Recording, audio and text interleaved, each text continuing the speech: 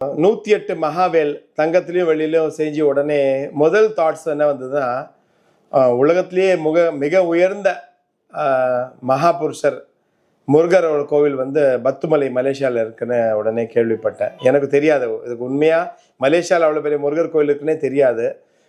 ஒருத்தர் நம்மளுடைய ரிலேஷன் வந்து ஒருத்தர் சொல்லும்போது சரி கண்டிப்பாக உடனே போகலான்னு சொல்லி நான் சொல்கிறேன்.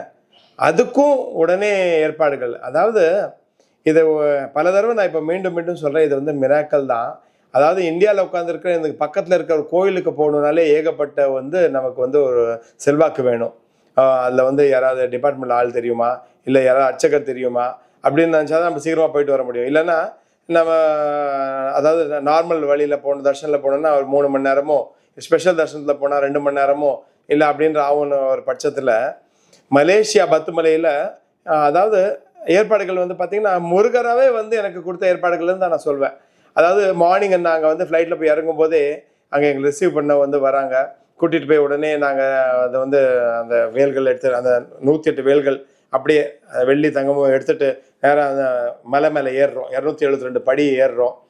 அங்கே போய் ஒரு பெருமானை போய் சேவிக்கிறோம். அங்கே வந்து பார்த்திங்கன்னா அர்லி மார்னிங் வந்து பூஜை, அப்புறம் அபிஷேகம், ஆராதனை, அப்புறம் வழிபாடுகள்லாம் முடிஞ்சு அப்புறம் தேர், இதெல்லாமே பார்த்தீங்கன்னா என்னோட வாழ்க்கையில் நான் நினச்சும் பார்த்தது இல்லைங்க. இந்த மாதிரிலாம் ஒரு தரிசனம் இருக்கும், எனக்கெல்லாம் இந்த மாதிரி ஒரு ஒரு பாக்கியம் இருக்குன்னு நான் நினச்சி கூட பார்த்ததில்லை. அது வந்து பயங்கரமாக, அதாவது ஒரு சின்ன ஒரு குறை இல்லாமல், அதாவது குறை ஒன்றும் இல்லைன்னு சொல்லுவாங்க, அந்த மாதிரி ஒரு குறையும் இல்லாமல் அந்த அந்த ஒரு அந்த தர்சனமும் அந்த ஒரு பயணம், அந்த மகா பயணம் எனக்கு ஆரம்பிச்சது பாருங்க.